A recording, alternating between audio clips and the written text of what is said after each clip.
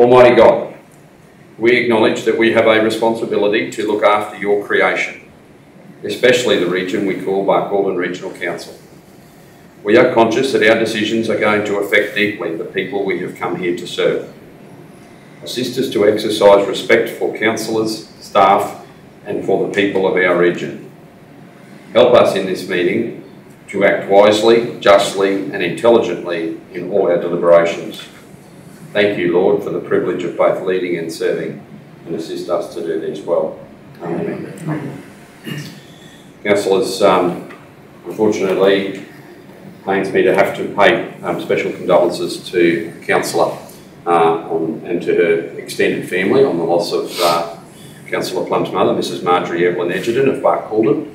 Councillor, on behalf of all of us, please feel our comfort at this time. Also acknowledge the passing of Mrs. Sheena Vale and Mr. Colin Nicol of Jericho. Are there any other condolences, councillors? Would you please observe? Excuse me, a minute's silence.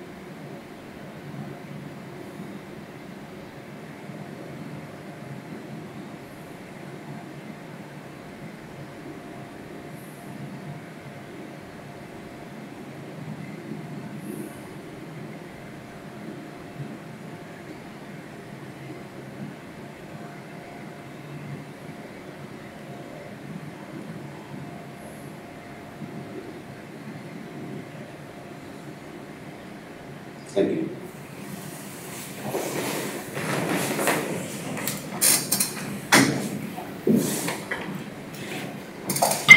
I'd like to take this opportunity to acknowledge the traditional owners of the land, past, present and emerging. No apologies this morning, I've seen the staff are here, councillors. Declarations of prescribed conflict of interest, starting with Councillor Pickens. No, Mr. Mayor, I don't go ahead. Councillor Gleeson. Mr. Mayor, I believe that I've got a prescribed conflict of interest in item number 335, the wet and dry plant hire, as a member of my family is on that list, and I will be leaving. Thank you. No more? Okay. Councillor Hanson. Yes, Mr. Mayor, 3.3.5, the wet and dry plant hire, as my son's still address that while leaving the room. Thank you. Councillor Arthur, I have from you. Yeah, Mr. Mayor, I informed the meeting I have a prescribed conflict of interest in the following matters. 335, wet and dry plant hire tender, as a close associate of mine is included on the list. 3.44, the tender plant replacement, as a close associate of mine is a supplier of wet and dry hire, plant hire to the council in competition to our plant replacement. And 373, the new amenities Muttaburra Recreation Ground, as a close associate of mine is a supplier of concrete in the region, and the construction is to be undertaken by council. The name of that close associate is Michael Orman Transport, and as they are my employer. And in accordance with the Local Government Act, I will leave the meeting and stay away while the matter is discussed and voted on. Thank you, Councillor Arthur. Can I just ask, I'll go through the list as I do. Councillor Plum? No. Councillor Rogers? Yes, Mr. Mayor. I have a prescribed conflict of interest in 3.7.4 Muttaburra Recycle and Reuse Sculpture Festival, as defined in section 150EN of the Local Government Act. The nature of the interest is that I intend to be involved in that as a sculptor, so I'll leave with it. Thank you.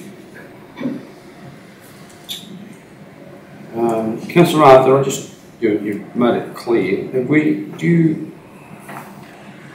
Forgive my Just to age, clarify, Mr. just because we're outside of the budget process and it could be seen that by me voting against it, we're delaying procuring or accepting that plan to the advantage of my close associate as especially things like, because my employer has those larger items like graders, loaders, float trucks, that sort of operational equipment. I'd just question you harder if another councillor had declared an interest, because I would have lost a quorum, but there is at this stage only 3 that have declared it, so I've still maintained a quorum for plant replacement. What I would have done is probably segmented that out for you, because your employer doesn't dry hire light plant to us, so I would have perhaps separated that just so that I could progress some of that through today. It's an issue we probably need to keep our eye on in terms of quorum balance, so thank you for clarifying that position. Does any councillor, I do not believe that I have a prescribed conflict of interest in any matter on the agenda. Does any councillor present believe any other councillor present may have overlooked a prescribed conflict of interest? Declared conflict of interest. I'll go in reverse order. Councillor Rogers, have you got any new DCOIs? No new DCOIs, Mr. Mayor, but I just have the one historically that from previous years. 342, the progress report. Yep, that's okay for you to remain though, unless councillors present wish to determine otherwise. I would like to remain if possible. Councillor Plum, do you have any DCOIs? No. Councillor Arthur? No, Mr. Mayor. Councillor Hanson? Not that I'm aware of, Mr. Mayor. Councillor Please. Not that I'm aware of. Councillor Bill? Not that I'm aware of, Mr. Mayor. And I don't believe I do either. Does any councillor present believe any other councillor present may have overlooked a declarable conflict of interest disclosure?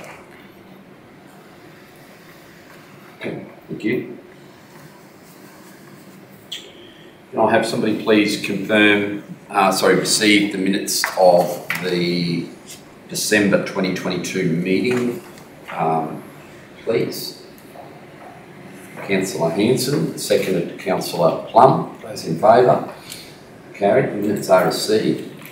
There is an amendment to the minutes as they were presented to you, and it's presented there on the top of that screen. Sorry. Do you want me to add it to That bit, can we put that in the following resolution, please? But before you remove it, councillors, that's what the amendment will be for the confirmation. There was a vote in the that resolution vote had been recorded as 7-0, although a councillor had both disclosed the interest and had left the room. It was just simply a typographical error. It was rectified, it was pointed out and rectified promptly. But we just need to, the public record, the draft minutes was amended, but I would think we need to place on record that that was definitely a 6-0 vote. Councillor Arthur had disclosed and left the room for that resolution. Is somebody happy to move that the minutes be confirmed with that amendment clarified? Thank you, Councillor Plum. Second to Councillor Hanson. The reverse of the additional motion, yep. Plum, Hanson. Those in favour? 7-0. Thank you. Do any councillors or officers present have petitions in the correct style to present? Being none. I thought you said you had one then. I'm like, what a way to start. Let's go. Petitions about roads. Information report. I'm going to take this opportunity to brief you all verbally around the activated weather event just recently that's occurred. However, let's just quickly go through this here, and then I'll have questions on this, and then I'll go to a verbal brief, and I'm sure the CEO will then supplement either at the same time or during his information report about it, because it obviously has unfolded the subject after the agenda was released. The parliamentary delegation debrief was the mayors of the resource councils and myself, obviously I'm one of those mayors, that met with the Premier and her senior ministers. That debrief occurred after our last meeting. There's follow-up action proposed, and we're meeting with departmental officials, I think it's in my calendar for next week, yes, to get ready for the mini Good Mini Cabinet meeting. The Young Councillor Cohort Mentoring Program. That's an initiative of the LGAQ. It's a volunteer initiative for councillors who are after a friendly year outside of their own council, some assistance with something, a bit of help or an idea. So for those of you who thought that I might be conceited enough to think I'm young, I'm not. I'm actually one of the mentors for some genuinely young councillors. And their idea is just to have somebody outside of their own political relationship that they can just pick up the phone and have a chat to. We are going to do some things around a little bit about social media, which I think will be actually more back informative than it will be down informative. I'll probably learn more off them than they will off me. But certainly some really good tips around communication, etiquette in the chamber, how to get through tense conversations at that council or tense community understandings. It's completely voluntary. Each mayor is partnered with a younger councillor. I think there's about 25 of us participating in it across the state. It's very much an ad hoc. There is some structure for the mentoree, but for those of us, we're really just somebody that they don't have to worry about being part of their political process. So I volunteered myself to be, it's all voluntary, I volunteered to be part of that and to assist in that respect. Central Queensland rail use, this feeds to a difficult situation that's arising, pardon the sort of pun there. I'm not sure how much of this actually had occurred at the last meeting, but just to remind you of the situation, Horizon is keen to hand back responsibility for the track that they own from Blackwater to Nagoa, which is a few hundred metres east of the Nagoa River. It's where the spur line for the Minerva mine leaves the central rail line. Minerva is, as some of you may be aware, is now in care and maintenance, so there's no coal being extracted from Minerva coal mine. Minerva is roughly halfway from Emerald Springshaw. And so with no significant revenue bearing freight on that line, Horizon do not wish to be responsible for it. However, the situation was that they still are. So until such time as they are divulged of that responsibility, they are proposing a 500% fee increase for trains that transit that line. So that will mean for the 2 Spirit of the Outbacks and the 2 cattle trains a week, which is 4 passes, they will go from $3,000 a pass to $15,000 a pass. So a return Spirit of the Outback trip from just using that section will be $30,000 a pass. So that renders that service financially unviable. It also renders the Watco cattle venture very challenged. Now those fees have not yet been handed down. Notice has been given. Subsequent to a lot of meetings that have been organised predominantly by the CQ Inland Port and the CHDC, which is the business development arm of the Central Highlands Regional Council. I've monitored them from afar. I haven't actually participated in the actual meetings for 2 reasons, but the main reason is that there's an employed lobbyist involved in that group. And so no elected members have gone on the line there just so that we don't have to have a lobbyist disclosure. But also we are in constant discussions with departmental officials. Now, the DG has written, not only as a result of that meeting, but as a result of my representations and others to him, to the regulator of the track to suggest that that is possibly not even a legal fee level. So the situation's still unfolding. I guess we don't care who's responsible for it, whether it's Horizon that manages that section of track or Queensland Rail is immaterial to the position of the local governments here in the West. We just want it maintained at a fee structure that's not going to be injurious to ongoing rail freight. So that's what that refers to. You will note that it hasn't been played out publicly to date. However, I have now brought it into an open meeting to talk about it because I think that the public, we've gone so long hoping for a common sense resolution behind closed doors that didn't necessarily whip up a media storm. If that's what results out of today, I don't really mind because we are still no clearer. There's been no determination from Horizon to backtrack, nor from the regulator that I'm aware of, certainly not related to me. So there is issues around it that I think I'm comfortable for councillors to discuss publicly.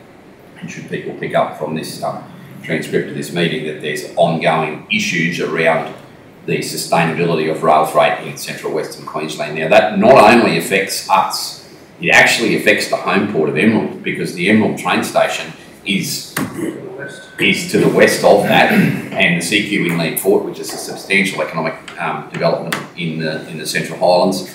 It's a major grain freight hub. It's affected badly, and then so is the Port of Gladstone, the Port of Brisbane, because of the wheat and grain transfers out of that region. So it has a holistic problem, much bigger than just the Spirit of the Outback or just the cattle train, because, well, the cattle train is of no benefit to our region. I certainly wasn't lobbying on behalf of it because it doesn't stop here and has no plans to stop here. But the Spirit of the Outback is for people who are of very low income, or for tourism's in and out, but for low income people, it's one of the only methods of public transport readily available. And there's bus, but it's challenging, and air services are not daily. So, sorry, not cheap either. So it's very important that it not be destroyed on the basis of corporate greed, which is clearly all that's at play here. Mr Mayor, you mentioned that pass fee. Is that only applicable in one area or the whole line? It doesn't matter whether you use 1 kilometre of it, or 2, or 20, or the entire 68. So they own, so from the Nagoa siding to the west is already QR administered track. So it's just to traverse that section from Blackwater to that siding. And for those of you who are familiar with the siding there in Emerald, if you are on the eastern side of Emerald, is where the spur line diverts at that exact point where the spur line heads south. From there to Blackwater is owned by Horizon, and they charge for every pass through that section. So basically anything that rolls past Blackwater. $3,000 currently, proposing to move to $15,000. So $30,000 return. Mr Mayor, would this be spoken about, I believe, on the radio?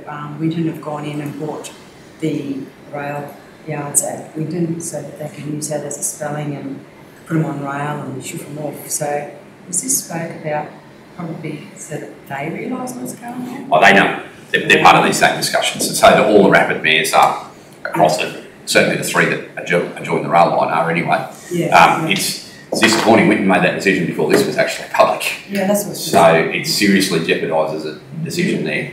Yeah, because they've bought all the yards and all the land, and now they're going to build a facility there to spell the cattle. Look, yeah, there's certainly a whole raft of, there's a long way to go in this step, but in this process, and a lot of steps to undertake, but it is disconcerting to think that a major rail line like this can be held hostage by corporate greed. It is severely disappointing.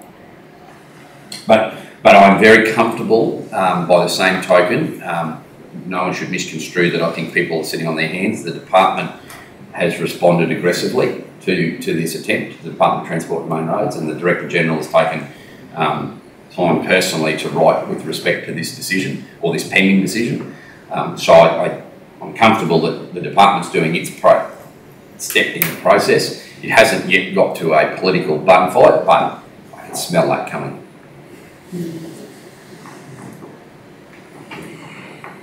The rail impact, cattle rail impact for us here is negligible. There are certainly ratepayers of our area though that do use the rail line, the railhead at Clermont. So there is considerable numbers of cattle, some from just as close here as down the Narberthong Road, and then considerable numbers around Alpha that do, when that railhead's functioning, they do truck to Clermont to rail. Well, it would be affected exactly the same. So there's two cattle trains a week from Clermont, sometimes 3, plus 2 from Winton, plus 2 Spirit of the Outback movements. So the only trains, other than QR maintenance trains, that move through that section of track. Very, yes, disappointing. Especially given that the current government's propensity to spend on rail infrastructure, especially in Gladstone, Rockhampton and Brisbane, which are serious destinations for our produce. They've invested a lot of money in that, and now it's all being held hostage by Horizon Inland here. You would hope, Mr Mayor, that there was something in the arrangements to cap fee increases, but that's... Unfortunately, there was not. They're at liberty, it would appear, well, from within their contractual arrangements, but the position, I believe, of the department or of the Director General is that it may not be within, that's why the regulation approach has been taken. It might be outside of what they're allowed to do within the regulations of being an approved operator of the track. Especially in terms of, in the old days it would have been referred to as national competition policy, but the similar type of legislative approach that's taken today would suggest that this is very much anti-competitive practices.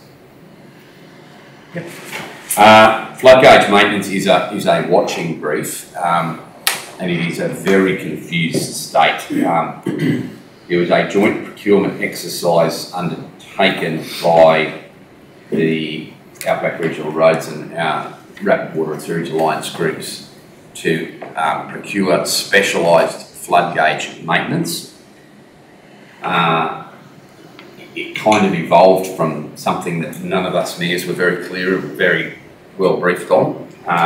It came in, the bill for us was $180,000 over 2 years, $93,000 to $186,000. I objected immediately, and so did the Mayor of Blackall, and so did Mayor of Winton. Because a considerable number of those assets are not our assets. In fact, nearly all of them aren't. They're BOM or DTMR assets. So our old Director of Works was sort of drugged through the rack a little bit at a technical group meeting, and then, but anyway, and so the technical group recommended the support of it. But when the situation became clearer as it was presented to the strategic group, we've objected and pushed back. So at this stage, we're still in a state of flux. Honestly, the position of the group is for routine maintenance training to be undertaken for local staff, and then if damage is detected or serious upgrades are required, then that be brought in on an as-needs basis. We were effectively paying about $12,000 per flood gauge for routine inspection maintenance for someone else's assets is what we were being expected to do. So I objected and so did the Mayor of Blackall. So the joint procurement exercise is now dead. That's been pushed back, and I think the technical group, in consultation with QRA, but Greg's group's on leave. When he returns from leave, we're going to look at what might be a better use of resources there. So that's what that refers to. I didn't actually end up attending this meeting, but I know the council. I was going to ask Mr Mayor, did you find anything interesting in the meeting? So I apologise, as last week's events were unfolding, Debbie has had to put together the information report and has read my calendar before my meetings.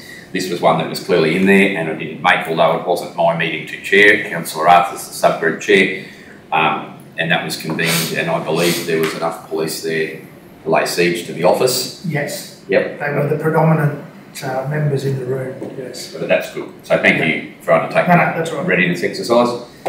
Rapid board meeting, and there was, I had a meeting also with Leanne Wilson from Regional Economic Solutions, that's what you see there is the Palace update, to coordinate a number of things, just general talk about it, but also there was a meeting scheduled for Tuesday of next week, Tuesday the 24th, on site at the Palace with senior government, state and federal government officials to discuss the future and some access arrangement. Due to the wet weather, that's been postponed, so that will be rescheduled. And also, just to correct the record, because I literally only read the agenda yesterday, councillors, not Debbie's fault or mine, the Buckhorns mentioned Christmas lunch, I was unable to make that as well. But I did make the seniors Christmas lunch, and it was a very, very good afternoon. Well done, Councillor Plum. Apart from Councillor Plum monopolising the raffle draws, it was quite embarrassing actually that every time there was a raffle drawn, there was a pile of presents in front of Councillor Plum, like I don't, you couldn't jump over. But anyway. You're not suggesting it's rigged? No, not rigged, but severely weighted in her favour anyway. No, it was a really, as always, well coordinated afternoon. I think those that attended, they looked to be just relaxed smiles all round, really. It was a good day. Good afternoon. Now, does anyone have any questions about that before I move on to this weather? Mayor, there was a suggestion when we were talking about the seniors dinner that they have another event in the middle of the year because coming up to Christmas, not a lot of people have gone away or gone around. So it's just something to think about for us to think about and help them out with if they want to go that way in July, something in July. They don't. Their main thing was that they don't get together enough. You know, they need to have some other things that they can all get together. Okay. There might be some good feedback to pass on to our CHSP staff team to try and look at what's possible to coordinate along with 60 and better. We already agree. We've got that PHN funding. We've covered it off, so that's what we're looking for, some more They'd like to get together more often. It was fed back to me there as well because this year was a year that a lot must have travelled because there was about 25 less than expected turned up. So the numbers were back a little bit. The intent to run a good event was still there and it was all good, but there were certainly a few people that had made a decision to travel, even though it was still a couple of weeks before Christmas. A few people had left a bit early, so yep, that's good. We'll monitor that. Might be something to have a discussion during our budget sessions about community events, whether we just leave a little bit aside there for a future. Yeah.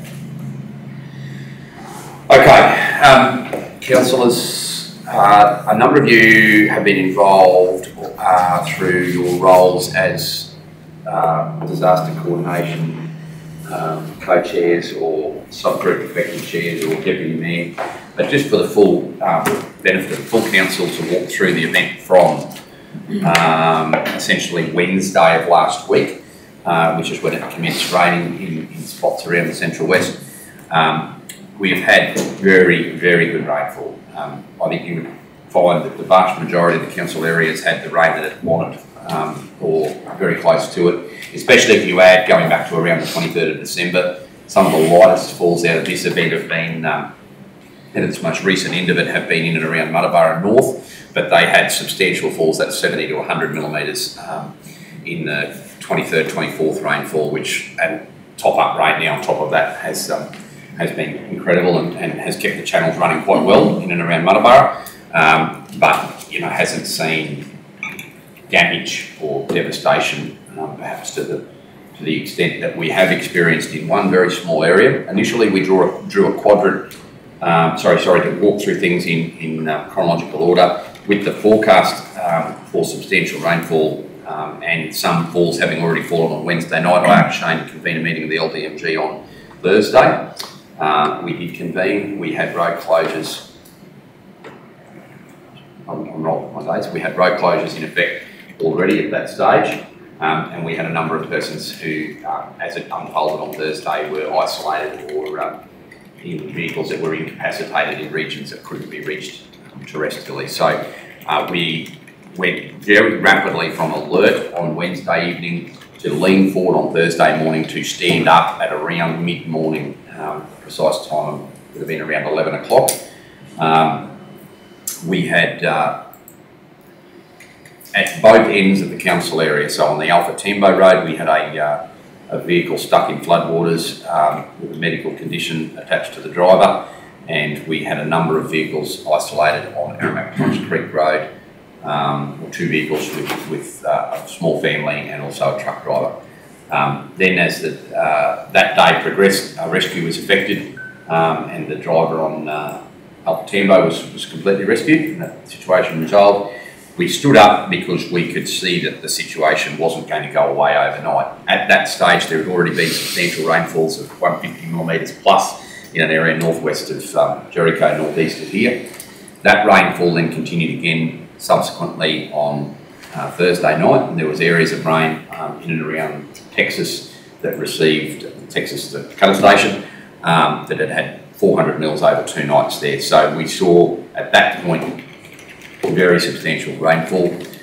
There was rain on the eastern side of the Great Divide, the Great Divide. However, luckily for Alpha and Jericho, all fell north of the line. The rainfall totals that were received south of the Capricorn Highway, south of the rail line, for the 4-day period only aggregated that 80 to 100 millimetres. So it was lovely rain, certainly not flooding. We maintained our posture at stand up and we activated this disaster coordination room. This served as that. Shane was supported by both Mel Baird and Craig Neuendorf and Matt Weaver. Burrows from Emergency Management Queensland in their respective roles, and a considerable number of operational staff worked over the weekend to monitor both road closures and road condition reporting.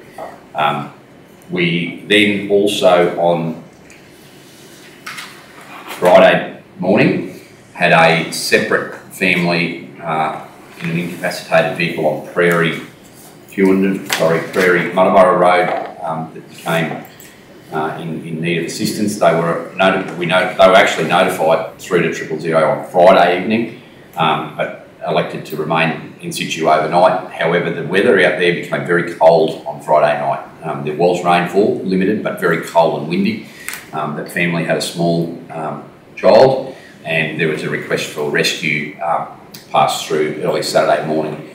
We at that stage still had rainfall falling and a repeat of a request for a rescue of people on the Torrens Creek Road. So we were getting stretched in terms of available assets to assist. I approached a local landowner on the Prairie Muttaburra Road to effect the local recovery of that family. That happened in short order, about less than 2.5 hours from when I contacted that lady. She recovered that family and they were being cared for at her homestead. En route then were 2 helicopters to Torrens Creek. They effected a reconnaissance and resupply operation for another property, and then extracted the family from the cattle station north of Muttaburra to Longreach for them to then continue, and then they're going to attempt a vehicle recovery at some point in the future, so they've already passed on to their destination. Extreme gratitude from both myself on behalf of all of you and from the Acting Inspector of the Longreach Patrol Group to the member of the public who did that. She had to go through a considerable amount of water and mud, approximately 20 kilometres one way, in a combination of four-wheel motorbike, ATV and four-wheel drive tractors to take that family back to her homestead. So a massive effort from her to do that in pretty ordinary weather, must be said. It wasn't pouring rain, but it was cold and windy and half wet, and that happened. So at this stage, we still saw the closure of Aramac Muttaburra, Aramac Torrens Creek and Aramac Bar Calden. All other roads at this stage have returned open, or had maintained open.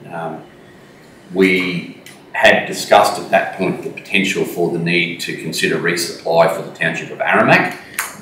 If by today we still saw substantial road closures and a number of contingency plans were put into effect with what we could do there in terms of where we get vehicles into. And we also had significant conversation with the district manager around any ongoing needs in terms of medical supply. And at that stage everything seemed to be still okay, and I think that's been maintained right through today. So we were keeping a watching brief on that. Then on Sunday, as local people and local air assets got in the area from sort of Bungendoo through to Minamora, we started to see an exclusive of Bungendoo because it looks pretty good, but the area from there down the Alice River, we started to see and hear reports of substantial road asset damage, especially on Texas Road, and there were certainly reports of cattle, fences, bit of damage right through. We also then, on our back step, we established when we stood up the Local Disaster Coordination Centre a central hotline because we were starting to get sporadic assistance requests and we needed them to be centralised as our local disaster management plan calls for. So we activated that number late Friday, and that was promoted through both media, social media and website. There were some legitimate reach out. There was also a bit of crank calling occur, but that's centralised. However, following more media on yesterday morning, we did receive additional requests for support in properties in and around that Texas area who are still completely isolated in terms of infant support. So that was approved, and that resupply occurred, and whilst that resupply was occurring, we did obviously had a look out the window of the chopper while we're flying. There is a massive body of water in the Alice River. It would appear that the last 24 hours has shown it's probably not going to cut the Capricorn Highway, which is a good thing, but it has inundated tens of thousands of acres of prime ag land out there. There will be some substantial infrastructure damage both on properties and to our assets. And the regeneration capacity of that pasture for a number of properties in and around Texas, Garfield area will be one to wait, watch and see. But it's really, really broad areas of water that's just covered buffer grass for 3 or 4 days, completely inundated it. So that's probably what I have seen is that now the most pressing concern from a recovery aspect will be what these producers are going to have left in terms of immediate access to feed, and then going into autumn and winter what they'll have left and what will have the time to regenerate. So it's been a substantial event for a very small part of our council area. There was a number of these rescues affected, as we've said, around the perimeter. We will debrief further on this with our disaster management group on Thursday. The chief reason for all of the rescues in the north, which bridles with me no end, is that the Flinders Shire Council did not put out road closure signs despite being instructed to do so. So every single vehicle that came into our area after the roads were closed did so not by driving around a road closed sign, but by driving straight down the middle of the road that was not closed. So we had members of the public, emergency services, volunteers, council staff all being exposed to and undertaking a massive power of work purely because of the inadequacies of the local government to close their roads when instructed to do so. When I was made aware of that, I contacted both locally and the Director General. We had those road closure signs in effect within about 3 hours of that, and we have not had one isolated vehicle since that day, surprise, surprise. So all I can say is, in having the shot sideways at our neighbour there, is well done to our staff, because not one of our signs was driven around. Our signs were in the correct location. The Cramsey Road was open for almost the entirety of this event. We didn't have anybody come up and drive around the sign where we've had issues in the past and get stuck in rising water. Full credit to all of our staff, most of whom were operating outside of ours or on weekends or at night. From the very commencement of this, when we had the Longreach Buck-Alden Road was the very first road closed, was the Ledgeborough Highway. We've had staff out at all hours of the night inspecting, getting the roads open as quick as we can, but doing as much as we can to keep people safe. So the procedures have been followed. Both Shane and Chris developed locally for this event, but obviously ones are already in the manual for how to close the roads, and our operational staff have done what they do well, and that's keep people safe. So that's the way this event's looking. We have also reached out via phone. Shane has had the staff and the officers at my instruction reach out to all of the people that are in that area that I think are the closest to the devastating event, just to check in to make sure that do they have access on and off their property? If they don't, do they have any ongoing requirements?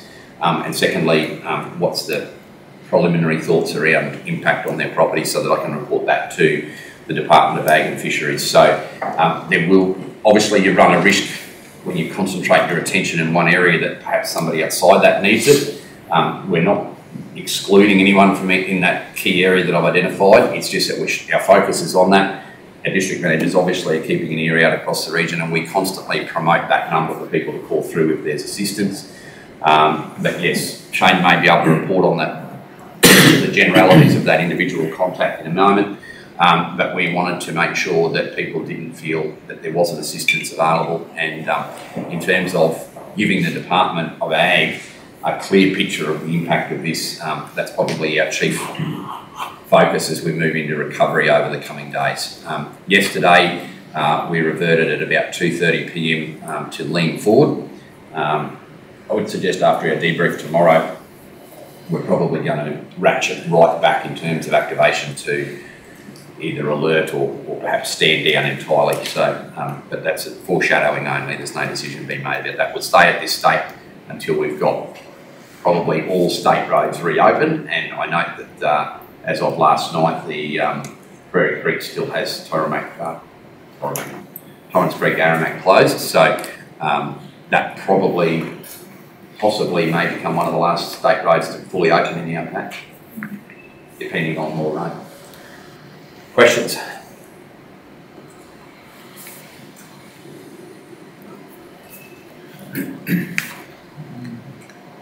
Shane, do you have anything to add now to that? I can add it there. The one thing I would try and flag is just how good our staff were. So district managers right through the guys on the ground. They basically went over and above to report regularly, because obviously we're reporting back to the DDG. The work that happened between all the agencies, from my perspective, it was great. Everyone was looking out for each other, checking in all the time. So I think that was a really good working example of just the support we had from the agencies, from police, from QFAS. And they even did checks for us when our staff were fatigued, so I think that was excellent. So really good work on constantly churning over. A lot of unknowns, but yeah, I think that's important. We've obviously reached out to all the different agencies we need to, QRA, and just to have that watching brief. There's very good support across that. And yeah, from what we're talking about, the district manager, from here we put together a map, identifying all the people affected, basically in that region between Aramac, Maryborough and Holper. And our staff yesterday were ringing through generally for a welfare check, as the Mayor said. Good response. A lot of our people are very resilient, but now they've all got our contact details, so over the coming weeks when they realise effect, damage, stock, whatever, we've got that line of communication, which is really good. So we've got a very resilient community, which is reassuring as well. Sorry, just one thing to add, and then I'll go to you, Councillor Peoples. Following discussions with the Assistant Commissioner for QFAS in our region, Steve Smith, there was a decision made to move a pre-positioned resource from Emerald, which had been put there for this event, to Barcaldine, and that was 4 Swiftwater Rescue QFAS staff, a helicopter with down the line rescue capability with 2 pilots, and the District Inspector Mark Summers. So there were 7 people pre-positioned here. Fortunately, we didn't need 6 of those 7. However, Mark was instrumental in providing capacity support for Shane here in the LDC in terms of access to mapping, undertook some mapping, provided that. So that asset was here. If it had been required, we had had cars washed away. So very good agility was displayed by QFAS in, initially there was a significant threat forecast in Emerald. It manifested itself here earlier. They transitioned through to here very quickly. And then demobbed on Sunday, so they came through here Friday, were here on site for 2 days and then returned on Sunday. So they're in the region should they be required. Kids playing in the water somewhere, which they don't know they're not supposed to, but it happens. There was a need to rescue. We would have been several hours quicker in our response time because of the location of them here. Councillor Peoples. Mr Mayor, I think we need to do a bit of a survey or an investigation on some of our creeks and our flood crossings. The flood gauges don't actually show the height of the water above the road. Have you got some in mind? Yeah, Aramac Creek. Yeah, right. Straight away, because the flood gauge is down there, below the bridge. And us locals have got an idea because we can look at the posts and everything, and we've got an idea how much water's there. But anyone that comes along, the gauge needs to be right there on the bridge, so as you can have a look at it and say, well, it's at 0.2 or 0.3 because anyone that's not a local wouldn't know that at the moment.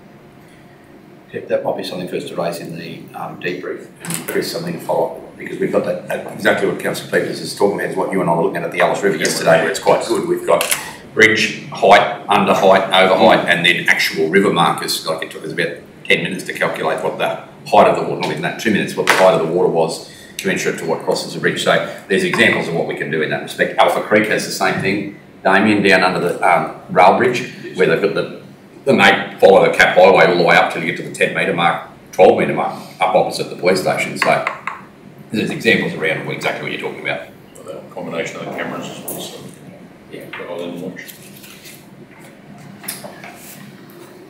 All good. Any questions?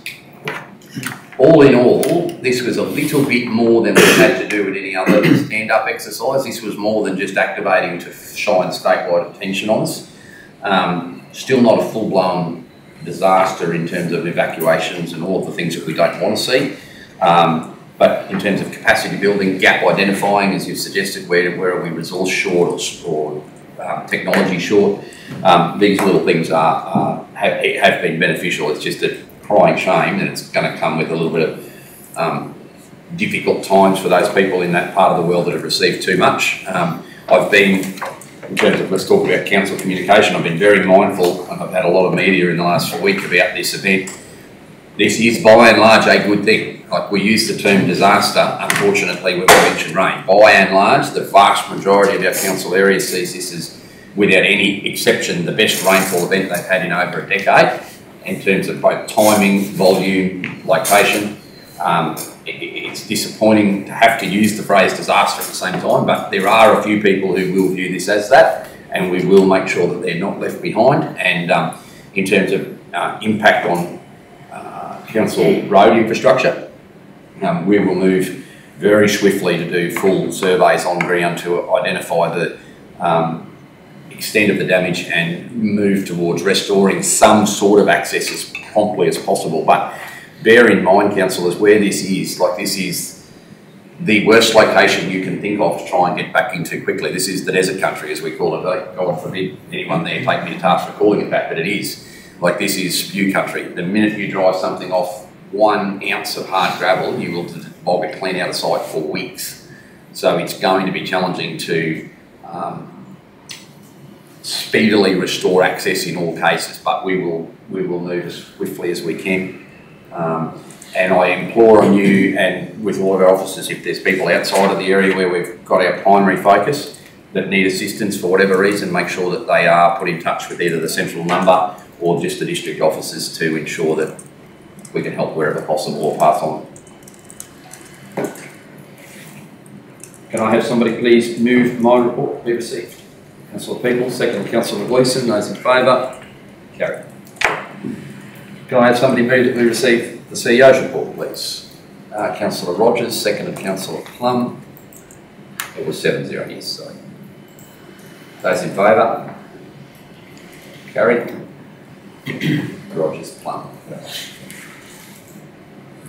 Thanks, councillors. Probably take it pretty much as read, but the highlights throughout is obviously our certified agreement got ratified on Friday, so we're now producing that for our staff with some back pays coming as the agreement was.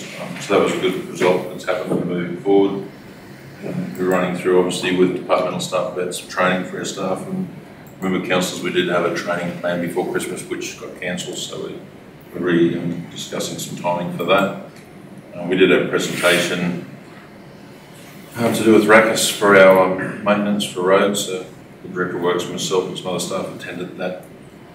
We'll have a full briefing on that one when we get some more data to share with councillors.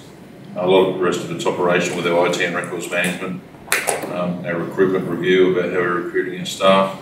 We're doing some reviews with senior staff at the moment, which will then feed into our organisational review. We're undertaking, as part of our process, an audit on our payroll. That one's just about completed. I think generally everything else there is take as read. We did meet with GVA, Director of Work myself, how to progress some outstanding projects. Some of them, while there's still a little bit commercial and confidence, the instruction is to get those projects now completed. Significant ones in I called them. So that'll have contractors now engaged to finish that. The advice that the annual valuation is continuing that we discussed last month. Annual report's finalised, so Ahmed's got that one there to distribute. Generally, that's what's in the reports. Any questions? Councillor Rogers. Good evening, Mr. Mayor. What was the feedback after that initial RACUS training on the? They drove across, so the RACUS discussion where they can drive the roads, pick up the condition, the camera of the roads. There is a world rating of roads, 1 to 40, so we've got 5 roads they drove for the demonstration with ratings between 1 and 10, which talks about intervention levels with gravels. So the intention is to have a report to council next month that proceed with that for our maintenance programs. Will it, in terms of those officers that were exposed to it, was their thoughts? Generally, the staff that have been working with work supervisors are on board. There's probably this understanding because we're talking about AI and technology, but that will speed up our next workshop. I'll actually give a demonstration about how that looks. It's next council workshop. Yeah. Okay. Which would be good for councillors to actually see where you can drive the road at any point. So we'll have an actual condition assessment every time we drive that road, before and after. So we'll own that database, which will then help us set priorities and build our maintenance programs from dirt roads to gravel roads to seals. The other thing I was just going to ask whether the annual report's been sit on the website. It will be. That's, you just referenced some, that's got that one. Yeah, some of it's all complete. There was a little bit of reading up of the document, and now we'll distribute everyone up on that. Councillor Plum? No, I'm fine, thank you. Councillor? Through you, Mr Mayor, I understand we all received some correspondence about the hack activities in Alpha. And I know the CEO has intimated that they're going to reach out to the person involved. Can we just get an update on that when it happens? We have a full hacker report, full CHS review, which we'll do in a workshop with council as well. Yep. Offline, so it's not public information at that point. Significant work's happened to get us back on track and actually to provide some additional, not just resources in staffing, but also in what we can offer. We have got a handful of registered nurses putting their hand up to come and work for us. Now we're looking at additional allied health to come in as well, with a focus on our regions as in Alpha, Aramac and the East. Councillor, thank you for responding. That happened to be as this unfolded, and I haven't had a chance to speak to that ratepayer or right back, but your response was entirely in order and only replicated what was already public record anyway through anyone who watches these meetings and sees those discussions unfold. So thank you for that. And it probably goes to the previous point about having a look at whether it's a seniors activity in July or additional sort of activities in that space. Yep. No, thank you. Councillor Hanson. Thanks, Mr Mayor. Councillor Gleeson. Thank you. Councillor Peters. One more, thank you, Mr. 332, Councillor Information Correspondence. Can I have somebody move that be received? Councillor Arthur, seconded. Councillor Plum, those in favour? Carried. Suggestion is it's all taken as read and just go for question. Long drive for the drought, obviously where they went to Muttaburra. But that one we got involved. Good event. Muttaburra welcomed the contingent of all the old Land Cruiser.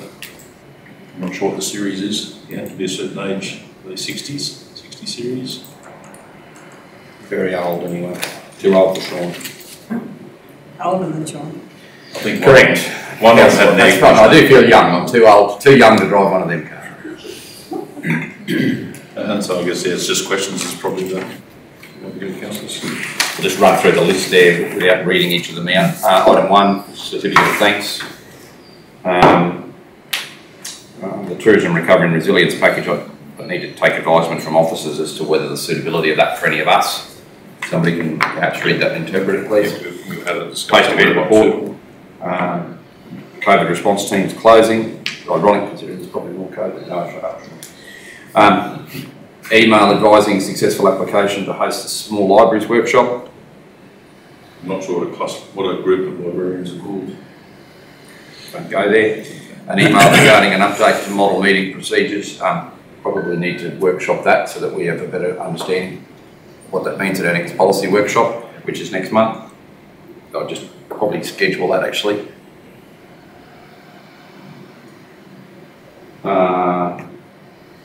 Communities 32. Take that all under advisement.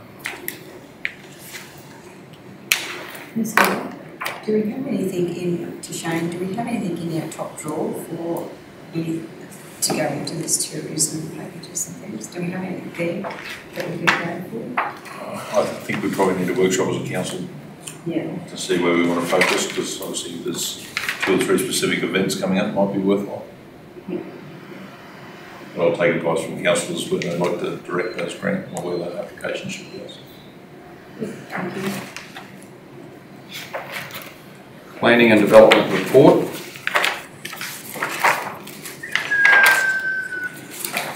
Could I have somebody please move that we received the report outlined on page 111 and the subsidiary report that was dealt with today, And subsequent to that this report be entered into the minutes, please, because it wasn't on the agenda. That one. There's a copy of that table. So that's the summary of our. Yeah. It's different to the format we're used to, but it's that actual template can't. So we will change that table to a format the one you previously had. It's a start. Yeah. Okay, so sorry, the resolution will read that we received the report and the additional support information. The additional support information will be provided in minutes as Appendix A. There's nothing earth-shattering in it, but just following. Yeah. I've made a faux pas once before that the Deputy Mayor has corrected me on, so I just wanted to follow.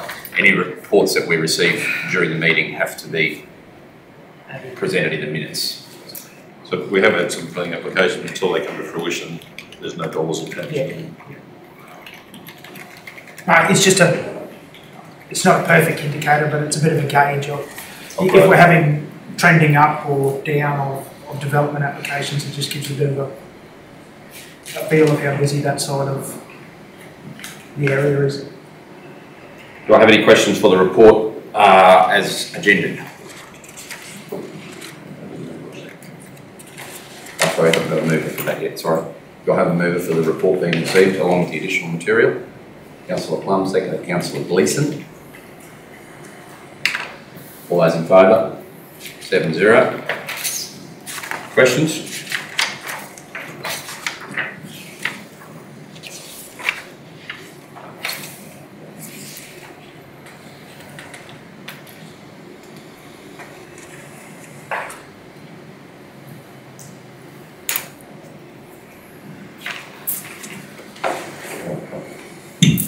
Nothing?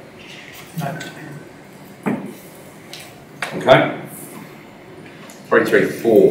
This is one that after it was presented, I found a reason to change it again. So the reason for the initial change is that the 24th of October is... So our original meeting date was for the 17th. However, that week, local government conference has changed weeks now, and it's that week instead of when it usually has been, which is the last week in October. I have since then I have other commitments that have come in for me in the week that I thought local government conference was before this resolution was put to council. So I just want to discuss today whether we could have the meeting on the 10th of October instead of the 24th. No objection from me at this stage. 6 months in advance, just if there's anyone got a diary entry today that would suggest that they wouldn't be suitable. So just bear in mind, so let's just have a look at the impact of that. Our previous monthly meeting would be the 15th of August. So the 10th of October is a month away anyway, like it's early in the month for your financial report. 15th September. What did I say? 19th. It's the 19th of September. So it's 3 weeks. The 19th September. 19th. Sorry, I went forward to August. Sorry, yeah, so that's right. Sorry, it's the 19th. So it'd be 2 weeks clear of meetings, but only 2 weeks. So your financial snapshot's not going to be as good as if it is later in the month, but it's still probably long enough to have the end of month, September end of month. Enough time to get in. So that's the first, you'll have your first quarter financials completed in time for the meeting on the 10th. And your quarterly op review. Yep. No problem. All right. Can we then, Councillor Peoples, you'll move that to the 10th? Yep. Seconded. Councillor Arthur. Those in favour? Carried.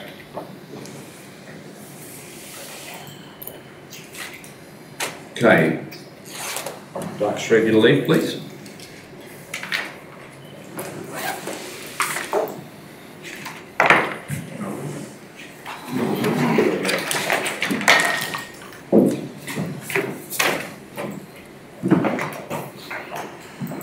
Whose report's this?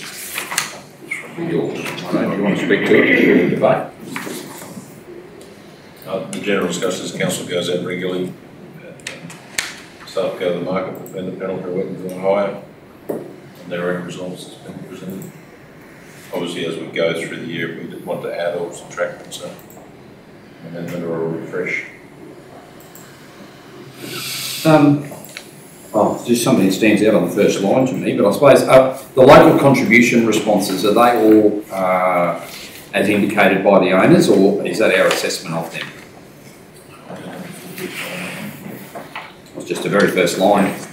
AM and KJ Kenny, local employer, no, they employ 2 people in Alpha full time. One, sorry, now, one. So these are standing contracts arrangements they've had in place all times. Well, these are not additions. That should be in your agenda. So the additions are yellow, is that correct? Right. Orange, I believe. Orange. So yellow is the current updated suppliers, new suppliers are highlighted in orange. Okay, all right. So the first line, that would have been the case when this was first approved, but they've since changed their business, right? Sorry, excuse me, Mr Mayor, so what's the yellow? It's already been there before. But they've updated, is that correct? Current, Correct. they're current and may have updated, yes. Yeah. So what are You want to cancel people? what are the orange? The orange and new, is that right? Yeah. I thought this review only allowed people who were already on there to update their stuff. I thought you had to wait to, is that not right? You can refresh it. 6 months ago. You can refresh it, there's people adding. These are new people.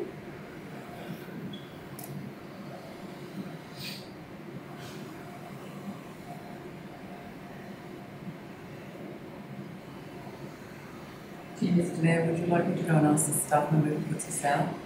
That'd be great. You might just adjourn, please.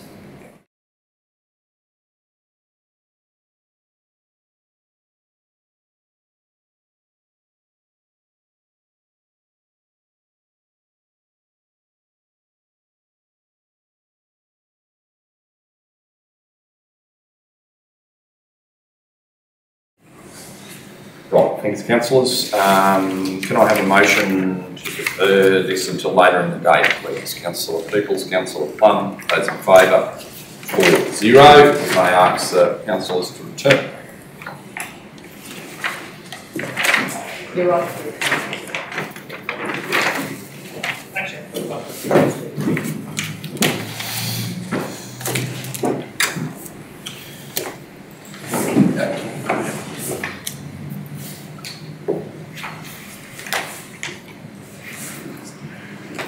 Three, four, one. Can I have somebody please move we receive the financial report? Councillor Rogers, seconded Councillor Peoples. Those in favour? 7-0. So, welcome to 2023. What have you found? What are you planning? How are you going to do it? Now, do you have anything that you'd like to draw our attention to before I open for questions? We did receive, Mr. Mayor, the TMR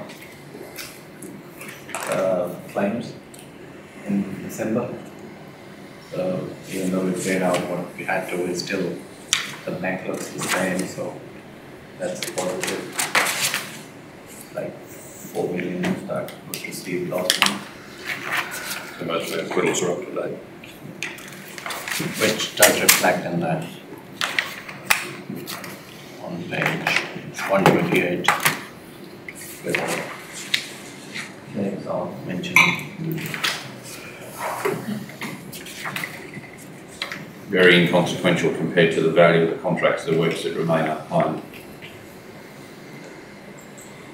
Yeah, these values have to still be, through Mr. Mayor, have to be reviewed again to get them consistent with what our contractors have, what they are approximately accurate.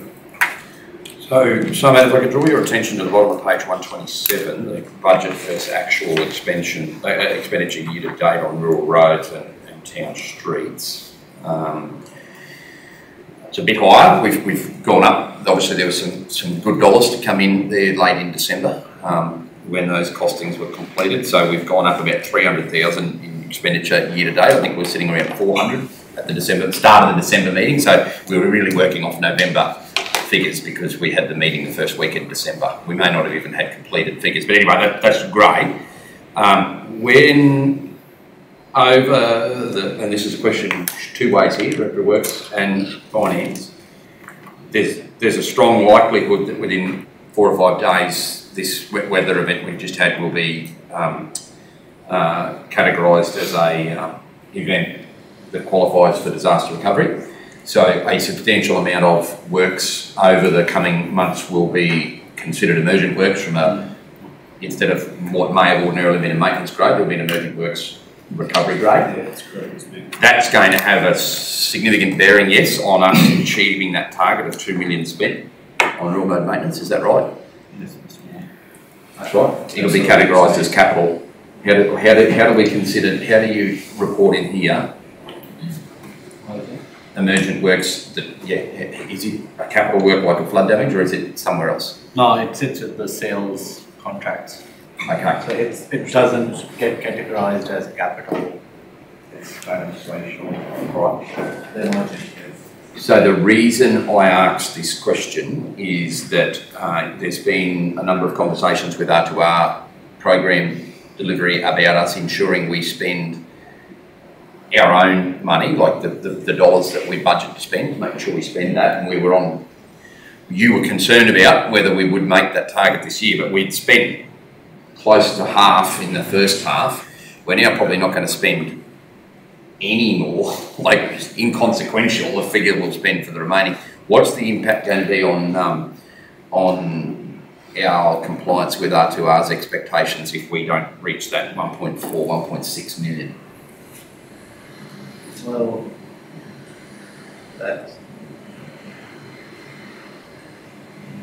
we haven't had it because district manager Upward has been contacted by R2R, so we haven't had further conversation with them yet.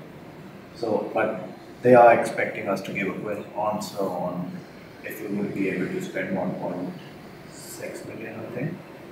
So that has to be out of our own source funding, which must be these completed, like rural roads and downstream maintenance, which is 2.6 million allocated out of the budget. Which we will try to justify to them that we couldn't achieve that because of the reason that we were doing flood damage in the last 2 years and had to cut down our budget from 2.4 to 1.2 million rural roads maintenance. But yeah, that's so we will have to know more in detail what the conditions and how, because looking at the figures now, we are estimating about 1.2 million of own source if we keep following the trend as we are. But if emergent falls in, which is the new event, we might not be able to achieve that. And that might be a concern with them. Okay, before I go to another question, just a follow up. Town streets are substantially under. Are we on track to go under, or is there some maintenance in the latter part of the year that we're expecting to bring forward that might come forward too? Is that, were we going to reach target there or not? Yeah, I think we will, Mr. Mayor. That's probably less of a concern than our rural roads. Right, far less of a concern. So that still gives us, though, if we go close to target, another $500,000 there, with rural roads to date at 700, that gets us, even if we don't spend $1 more on rural roads, which we will, we have to, that'll get us to 1.2, and we want to get to what figure, Samad, ideally? The thresholds. 1.6, but there's a matrix to calculate that too, so I'm not sure how much it will cover that one. If we spend 1.6, how much does it? I'll have to work on that.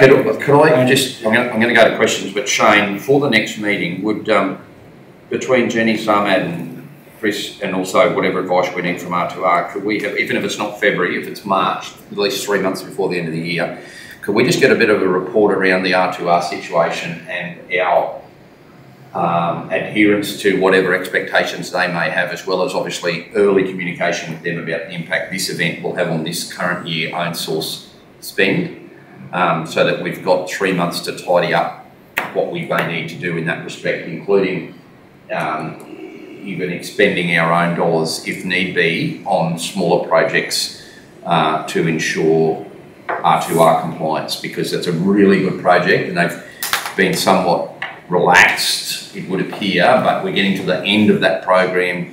I'd like to make sure that we're doing the right thing, because we're obviously starting to have our conversations with the federal government about whatever the next phase of that looks like. So either February or March, if we could have a joint report on what we're situated, what their expectations are, and what the options we may have to comply with that. Councillor Bevis. So, Mr Mayor, I'm just trying to, your concerns is that there's a deadline on the R2R money that we have to abide by. What's your concerns? Well, there is that, but no, I'm comfortable that we'll make that a bit of hard work.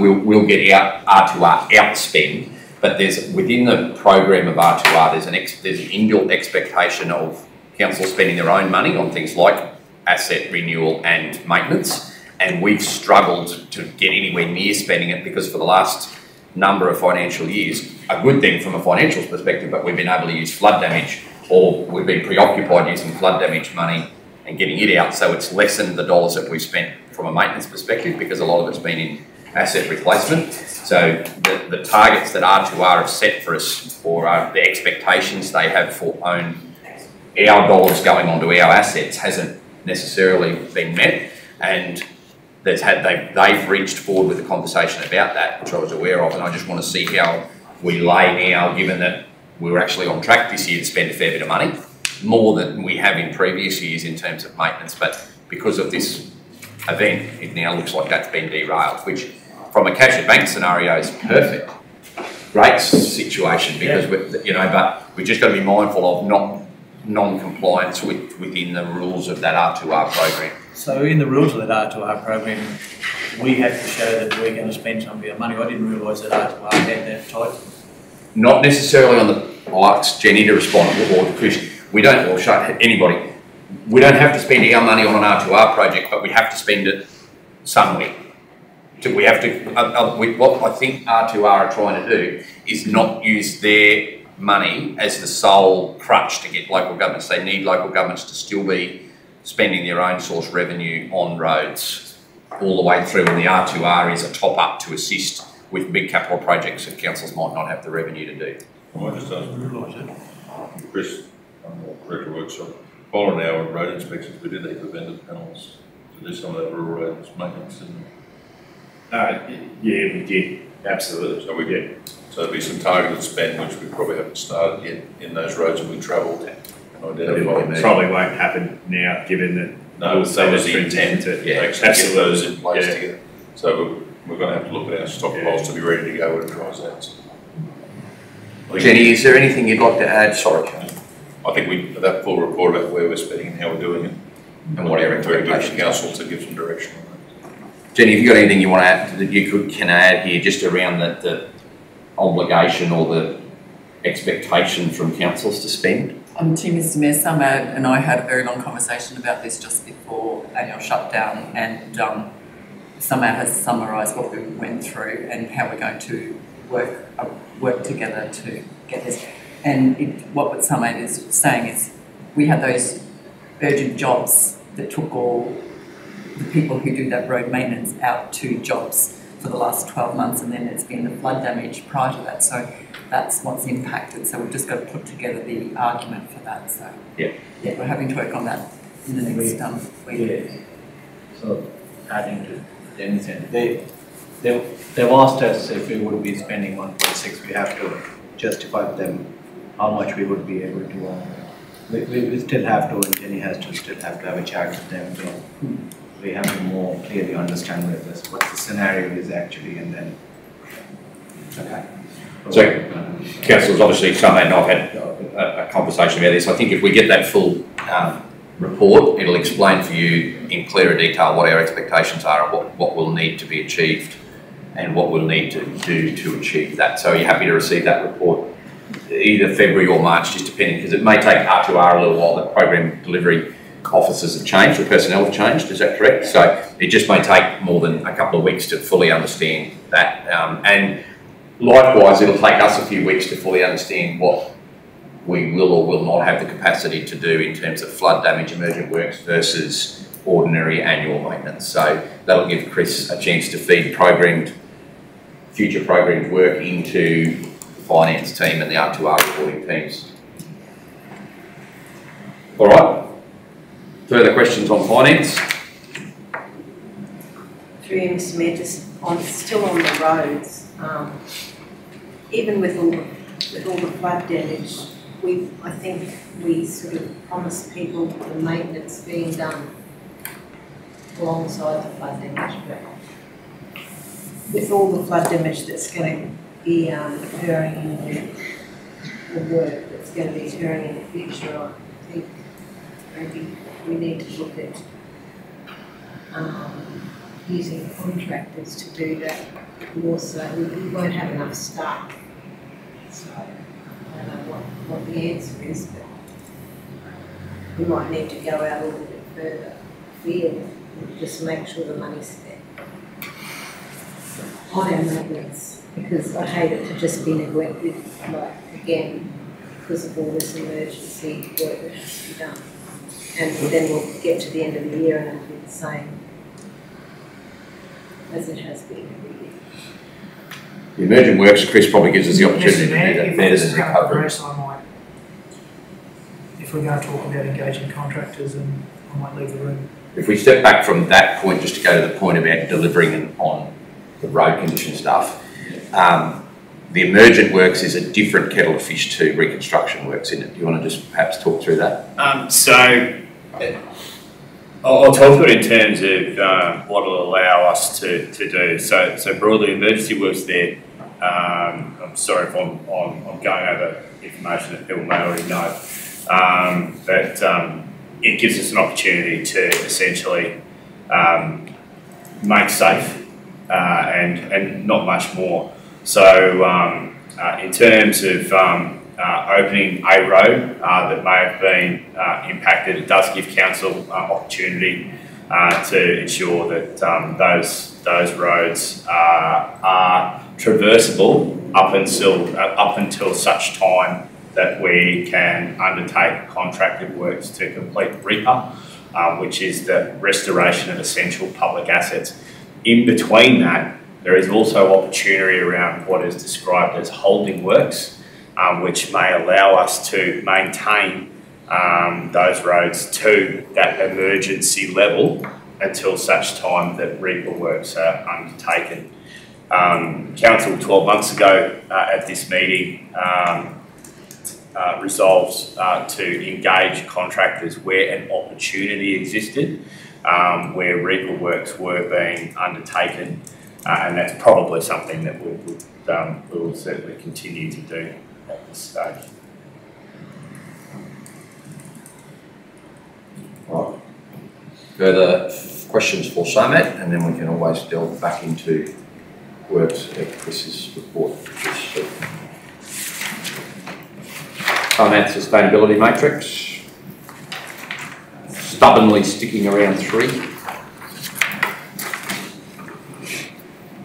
Yeah, it's not. It's good that it's still at 3. Yeah, I suppose it could be 2, it could be 4 too. Yeah, wouldn't have been on top of the claims, it would have gone below. Yeah. So. Further questions? Through you, Mr. Mayor, can you refresh my memory? And I meant to check the video but couldn't find where it was. Did we talk about maybe like a 5-month rolling average to be added to that, if we could? We did try to, we did discuss whether there was a method you might be able to look at, something to show us what the average. Or did we say we were going trend. to talk about it in a...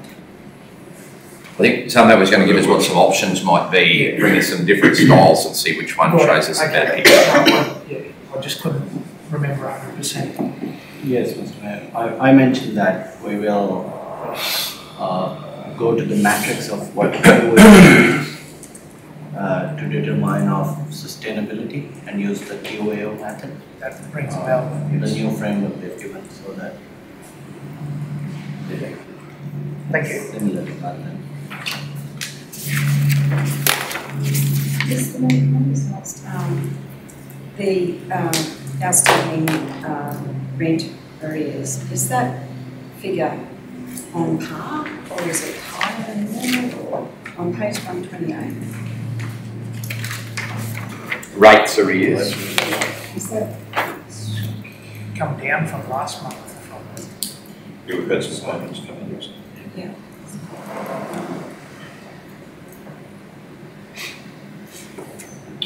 There'll be a few to come out of that. I think we were, before the issuing of this rates notice, we were around 300,000 in outstanding rates, I think, from memory, 350 it might have been. So there's obviously a few there still tidying up this rate assessment, Councillor, I think.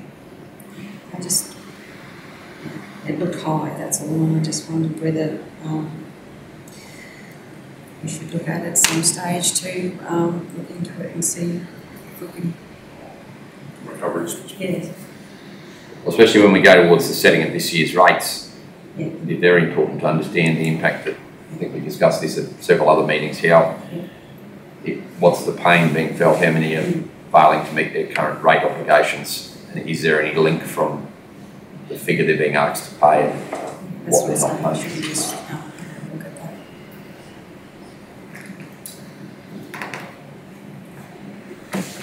Okay. Don't have anything else to report in that section? Mr. Mayor, on the progress report there is No. All right. Time being 10 o'clock, we might adjourn for morning tea.